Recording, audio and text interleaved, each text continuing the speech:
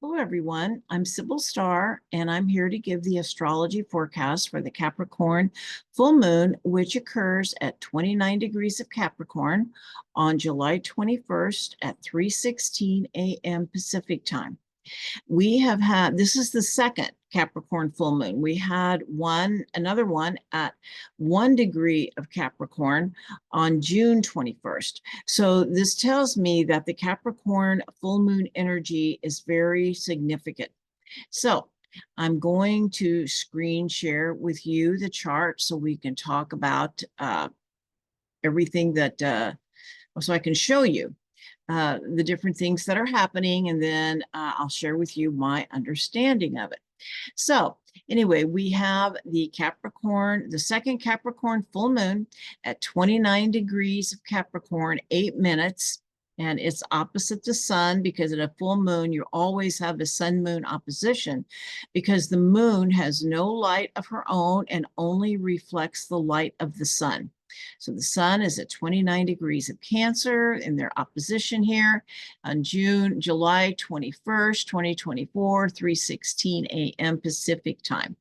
So some other things about this full moon. The moon is tightly conjunct Pluto. Pluto is at 0 degrees of Aquarius, and so this is a very tight conjunction, even though this is an out of sign conjunction. Okay. We also have a really powerful aspect. I'm going to be going into a little more detail and showing you the chart of it, but it is called a cradle. And because we've got the moon and Pluto in a trine to Uranus and Mars, we have the sun in a trine to Neptune here at 29 degrees of Pisces. And then we have sextiles. We've got the moon and Pluto that are sextile Neptune. Neptune is sextile Uranus at 26 of Taurus, and Mars at 0 degrees, another out of sign conjunction. Gemini, and then try a sextile the sun. So it actually makes what is called a cradle, and I'll be talking about what that means. We have the ruler of this Capricorn moon, Saturn, is here at 19 degrees of Pisces. It's in a square to Jupiter. It's a wide square, but it's moving into more exact throughout the month.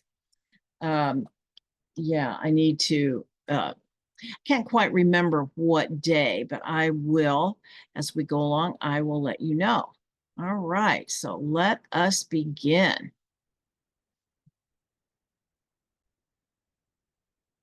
So this full moon, like I said, it is in Capricorn. The sun is in the opposite sign of Cancer. So it is the Cancer Capricorn axis, which is known as the parental axis. And a full moon wants to integrate these two polarities into oneness. Cancer is very much about the unconditional love of the mother and integrating with that the Capricorn moon, which is the wisdom of living in integrity, responsibility, and the self-discipline of the father. Capricorn is very much about character building. It's about balancing emotional control with vulnerability and deep feeling. The Capricorn moon asks for emotional maturity and owning our feelings. That's a big piece of maturity, and it is to own our stuff, whatever it is. And in the moon is very much about our emotions. No one makes you feel a certain way. It's important to remember that that feeling belongs to you. Something in you may get triggered, but that is your feeling. And as you own it and allow yourself to feel it, then you can work through it and see what it's about. Capricorn brings in a reality check and asks for a mature response.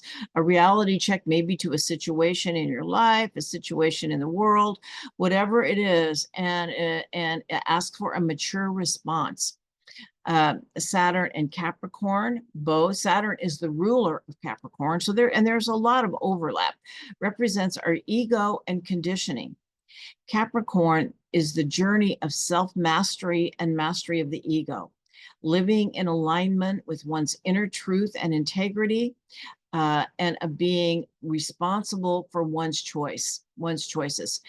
It has to do with being aligned with the discernment that comes from wisdom that can only be gained by living. Capricorn is the sign of the elder, and it is very much about the wisdom gained through living. You can't gain Capricorn wisdom through a book. Okay. And through that we learn discernment from mistakes we've made to make better choices for ourselves. So it is the wisdom that comes from living to make better choices for ourselves. The shadow of Capricorn is judgment, which is a bit different than discernment. Like we say someone has good judgment. And when we say that, that means they're making, they actually have good discernment skills. Judgment is when we name something as good or bad, judging this ourselves. Capricorn has an inner judge and can be really hard on oneself. And often, as when we judge ourselves, it spills out into us judging others. And so when we judge others is when we step into polarity, making it an us versus them, which is very divisive. I am right and you are wrong. And so it's really important to come into a place of integration of the dark and light within so that we can really, like I said, own our stuff. And it is the sign of the ancestors and the conditioning of the past. Much of what we think and believe comes from this conditioning until we break the pattern, the paradigm that we are currently living in of domination and divisiveness. But this is the pattern, this is the paradigm that is breaking down. Saturn, the ruler of Capricorn, in its shadow, brings in fear, limitation, and constriction, as it is the ruler of our 3D consensus reality. Saturn is known as the Lord of Karma and represents the law of cause and effect unless it is transmuted. And so that's a part of what this particular moon is about, because it is conjunct Pluto, and Pluto is known as the great transformer and brings in transmutation. Pluto is retrograde and will be moving back to this particular degree, this 29 degrees of Capricorn, in September 1st, and will be there until November 19th. So this is a degree, and this is called an anaretic degree. It's the last degree of a sign, and it's like what some say it's the last chance saloon. It's a master teaching. Okay. And so as we are healing these like I said, when we go into the ancestral level, as they say, when we heal ourselves, we heal 7 generations before us, 7 generations after us, and Mother Earth. And with this Cancer Capricorn axis being the parental axis, it brings in our ancestors, our family of origin, and our whole lineage that we are healing when we do this healing for ourselves. And so Pluto brings in soul healing and transmutation of negative energies.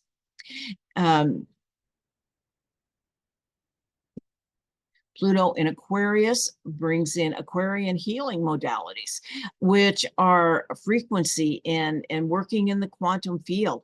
So one of the Aquarian healing tools is the violet flame. And the violet flame, what is the violet flame? You can see that I am sitting in front of the violet flame. The violet flame transmutes negative energy of old emotional patterns and karmic energies into light. It transmutes fear into love. And I'm going to read you this wonderful little piece here that I got from the Summit Lighthouse, because they, I think, explain it really well. Say this is what they say. The quality of mercy and the quality of forgiveness is the very power of alchemy that is the violet flame. The violet flame is a miraculous spiritual energy. It corresponds to the high frequency of violet light, and those who have open spiritual sight have seen it as a beautiful violet aura of flame. It is the coalesced spiritual energy of love, mercy, justice, freedom, and transmutation. The use of this spiritual energy is taught by the ascended Master Saint Germain, who is the avatar of the Aquarian Age. The violet flame is the cause behind the science of miracles, a universal solvent of heavenly alchemy, and a special spiritual solution for our time. It is the elixir of our age. Saints and adepts of the East and West have long used the spiritual energy of the violet flame to accelerate their spiritual development. Some experienced the secret flame itself, and some knew of it as the power of God's mercy to change hearts and the world around them. This secret wisdom was not given to the public for many long ages. The violet frequency revitalizes and invigorates us by changing negative energy that drags us down into positive energy that makes us joyful. By transforming negative thoughts and feelings, the violet flame provides a flat platform for our healing. And we can use this flame to heal ourselves and our world as it's moving into chaos in lightning quick speed. We are in a place of rapid change, of moving into the higher frequency vibrations, and it's essential that we have a tool like the violet flame to burn off the negativity as it is coming up. As we go, Pluto takes us deeply into, and especially when Pluto goes back into Capricorn, but Pluto always is going to show us the corruption, what lies beneath, what is the part of the situation that is stagnant, that does not have life force energy, that is old, stagnant energy and is not healthy and is corrupted. And so as we use the violet flame, it helps us release ourselves from the 3D matrix of fear and control. And I will post a video of a violet flame meditation for those of you that are really interested in working with it. It's a meditation really helps, although you can just call it in and visualize it coming all through your body in every cell. But some meditations really, I think, help or can be very effective. And Pluto itself transmutes the energy and transforms our own consciousness. Through forgiveness. Radical self-forgiveness is one of the main teachings of Pluto, which is a key to spiritual growth and inner freedom. Pluto says evolve or die, and that is why his teachings can be so difficult, calling in forgiveness. But forgiveness starts in our own heart, and then it makes it easier to forgive others, or it may be easier to forgive others and then forgive ourselves. That is what Pluto is asking, though, to evolve through forgiveness. And Pluto also asks for truth and authenticity. And as it aligns with this Capricorn moon at that very powerful anaretic degree of 29 degrees, it can bring in a crisis. And Pluto is pulling back the veil, as I said, of deceit and corruption in our world. But to understand that what it is actually showing us, it is a mirror of the fear and anger in our hearts on a personal and collective level. We must be able to recognize what we need to heal in our own hearts to be able to heal our world. The external world is a mirror of our inner world, both personally and collectively. And the Sabian symbol for this 29 degrees of Capricorn is super appropriate.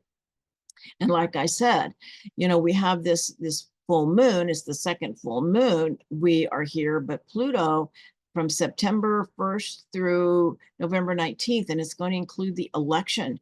Pluto's going to be going over this degree. And the Sabian symbol is directors of a large firm meet in secret conference. And I just really think this is just so appropriate. The veil is being pulled back to show the truth of who is actually ruling this 3D matrix, the powerful elite who actually run the world. And it's important to know that we have the leaders who reflect back to us what is in our hearts. And when we clear our hearts using the violet flame, using these other tools, we will call in better leaders. But this is who we have now. And the thing is, Pluto, like I said, Pluto also says it's so important to be able to look reality in the eye and say, yes, this is what is happening, so that we can make different choices, and it will show us how we have given our power away to those who do not serve us. And to reclaim it so that we can sit at that board of directors of our own lives and our own worlds, and we don't have to meet in secret, okay? Because yes, their plans are very secretive.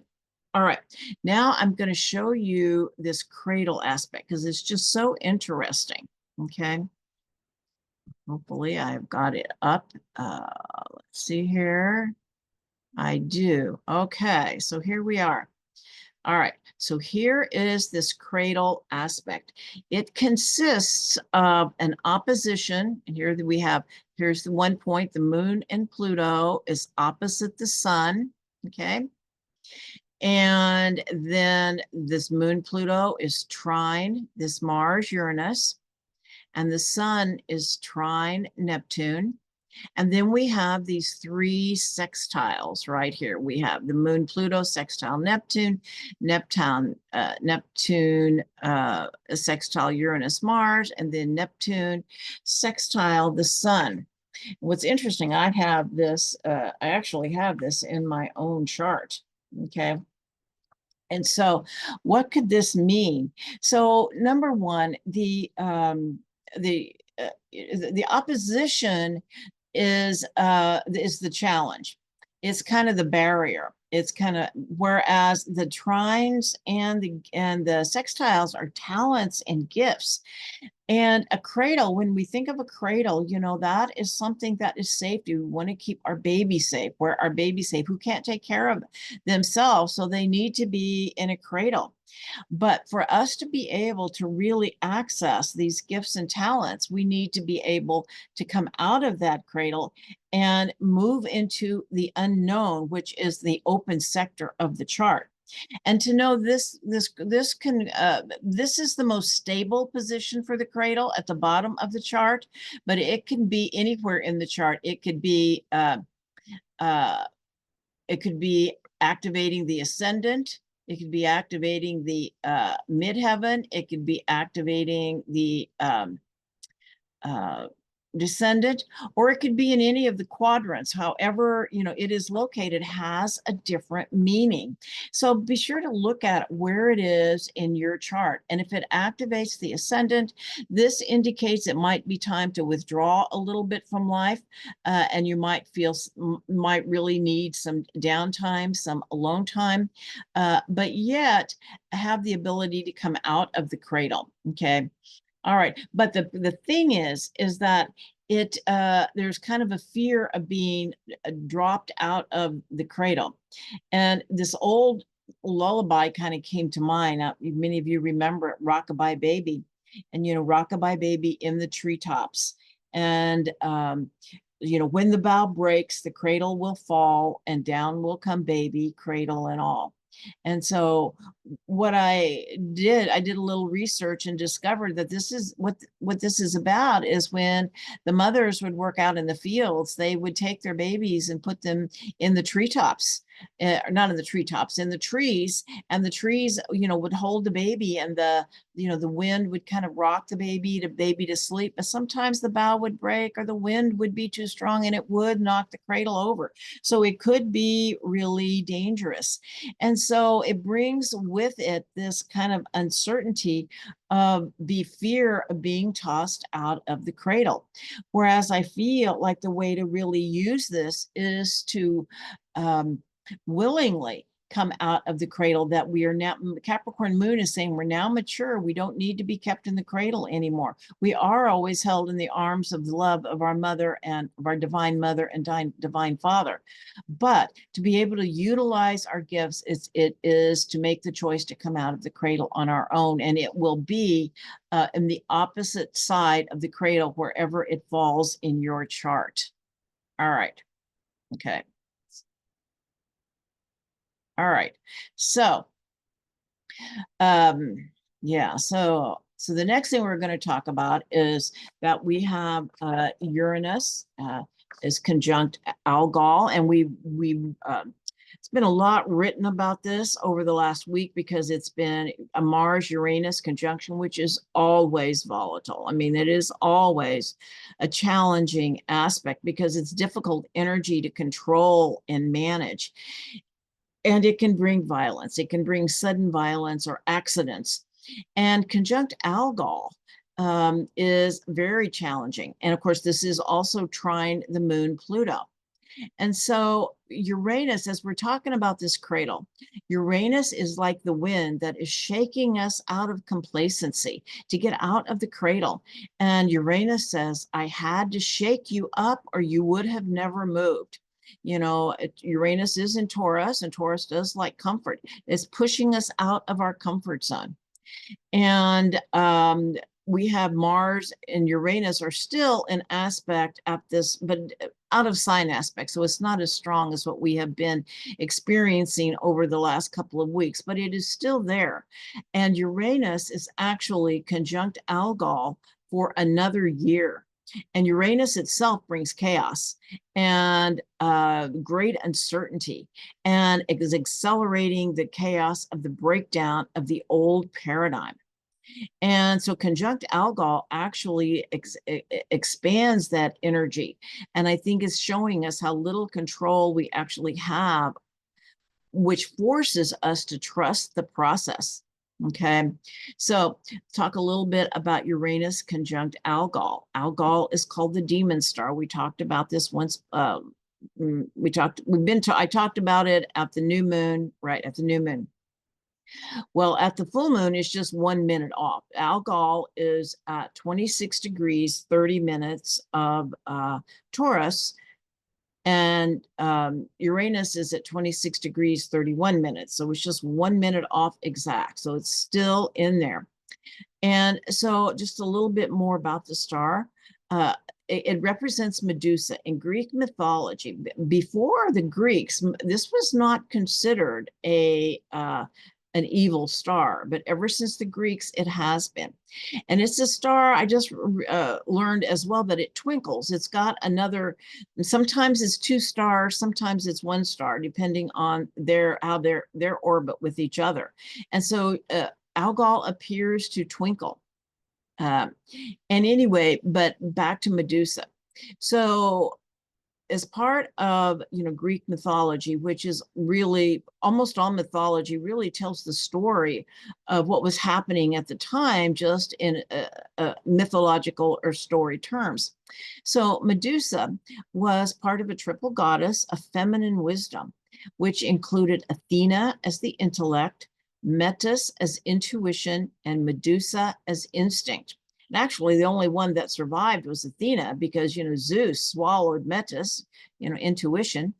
And Medusa, though, symbolized the women who refused to participate in the usurping of the power of the feminine, and so would give those that were doing it what we would call the evil eye.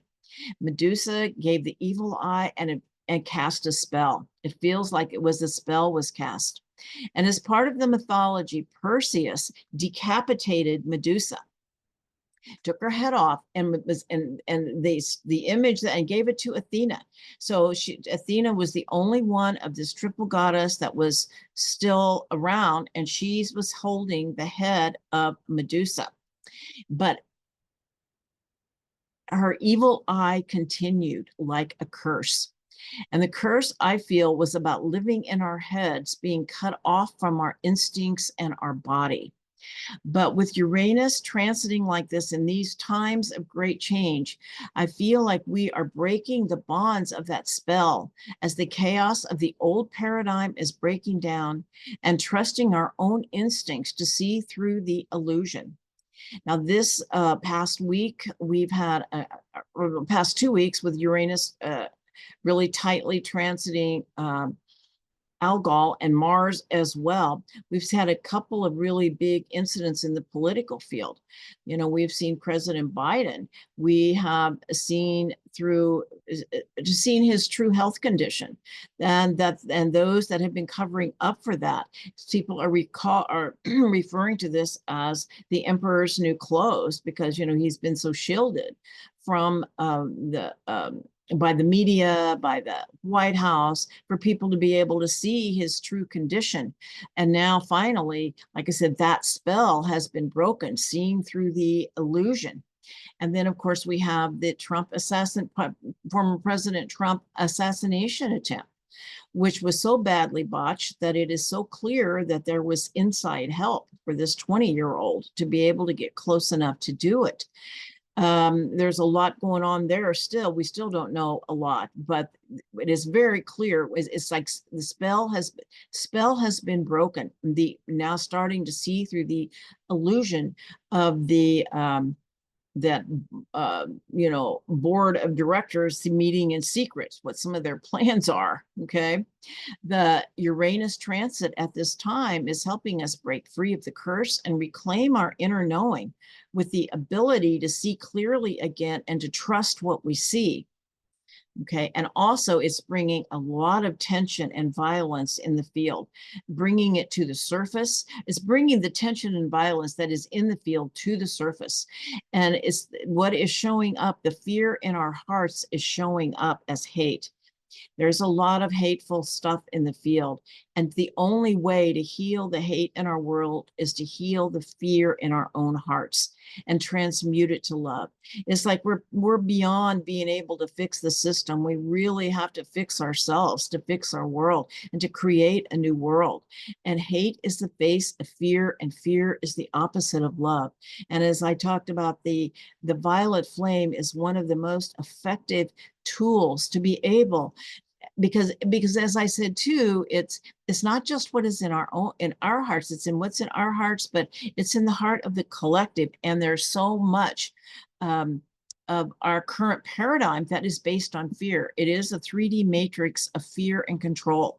And as that is being shaken, all of this stuff is coming up through us. And our job is to transmute it, to let it pass through, not hold on to it, and transmute it with love. Okay. Now, this is also, Uranus is also in a square to Mercury, god of the mind. And I feel like this breakthrough, is allowing us to rewire our emotions so we feel them in our bodies. You know, Uranus is in Taurus. It's very much about an embodied spirituality, and to not get stuck in our heads with the stories, because the more we go over the story, we just stay in that emotional field of negativity.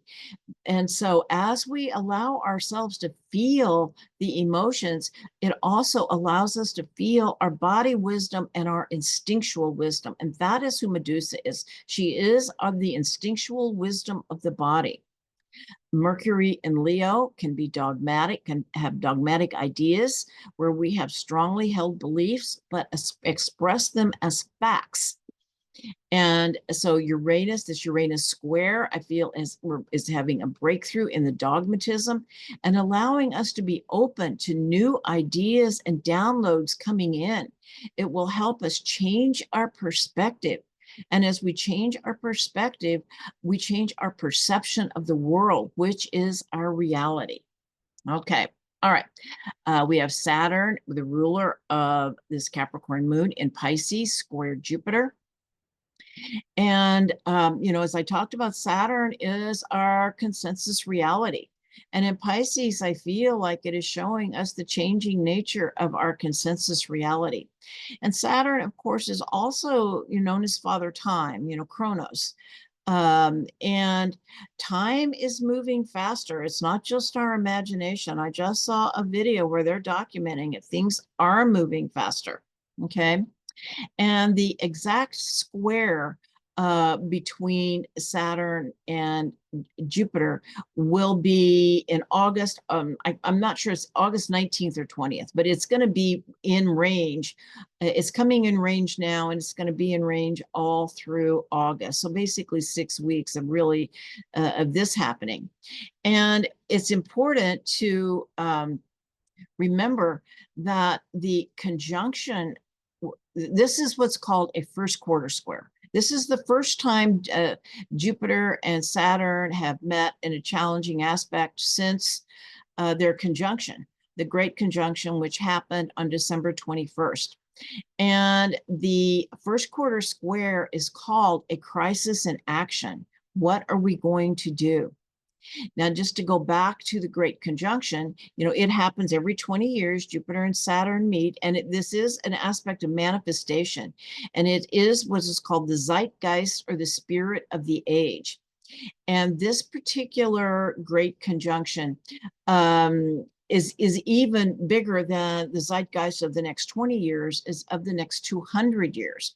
Because for the last 200 years, up until 2020, except for once, this conjunction happened in Earth signs.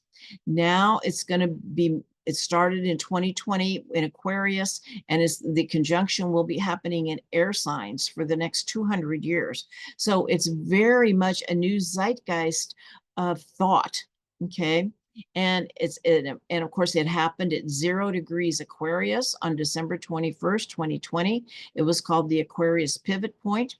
And what planet is there right now? Pluto. And so Pluto is at that degree and will be there until September 1st. And like I said, the first quarter square is a crisis in action. And so, and what could this square mean? When Jupiter and Saturn form a 10th square by transit, we enter a period of significant tests, obstacles, and restructuring. This global transit impacts all of humanity, setting the stage for a new societal paradigm. The established order destabilizes, outworn structures collapse, and though disorienting initially, this breakdown enables innovation and regeneration. So it's a really important square as part of the breakdown and the regeneration. Now we have Mars at 0 degrees Aquarius, and not Aquarius, 0 degrees Gemini, and it's actually conjunct Sedna. And so Mars has to do with our direction in life and where we take action. And Mars conjunct Sedna, it's about taking action on our destiny. That's what, and the sacrifices that we may be asked to make to really step into our soul plan, our destiny. And Mars is conjunct the star Alcyone. And Alcyone is the brightest star in the Pleiades. And the Pleiades have had a tremendous amount of interaction and contact with humanity and Mother Earth. Some say that the Pleiadian grandmothers, or the Pleiadian star grandmothers, their star beings, were the ones who gave us some of their DNA to upgrade our consciousness, okay? And it is also said that our solar system is now traveling in the Photon Belt in the vicinity of the Pleiades. And the Alcyone is a star that never leaves the Photon Belt. So it has a high frequency light energy and is the home of the Pleiadian angels of healing. And it is said that we spend 2,000 years in the Photon Belt, which is a time of remembering, and 11,000 years outside of the Photon Belt, which is a time of forgetting. And the 2,000 years of remembering occurs in the age of Leo and the age of Aquarius, which we are just entering. It is a time of increased high frequency light and a time of remembering who we are. And the last thing I'm going to talk about is the sun in Cancer, trine Neptune in Pisces. And, I feel like this is saying to us, it is about remembering our own divine nature, that we are beings of light, having this experience to grow the greater reality. And our whole perspective changes when we can identify with being the witness instead of the actor in the story. That we are actually having, this is an experience. And as we awaken from the dream and realize it is an illusion, and that that it is an illusion that we are separate from source, because we are not. We are fragments of source having this experience. And as White Eagle says, the purpose of life is the evolution of the soul through experience. And we can step back in our consciousness and realize and witness the experience without being the actor. It changes our whole perception. And we are always held in the arms of love because we are made of the love of the universe. We are never alone and can always ask for help. And as we integrate the polarity of light and dark within, we transmute fear into love. And we do this, like I said, the violet flame is one of the most effective tools. And this is how we move into these higher frequency dimensions, is to transmute these negative energies. But as we integrate the polarity of light and dark within, we transmute fear into love. We come to a place of divine neutrality where we have inner peace, harmony, and unity, which ripples out into all areas of our lives. It brings us into oneness, which is our true nature and divine destiny. We are living in very powerful times of bringing a fifth dimensional consciousness of love and oneness here on Mother Earth. So I encourage you to invite the violet flame into your life, and it will help you transform yourself and our world. All right. Many blessings to all, and namaste. And if you like this video, please check like and subscribe.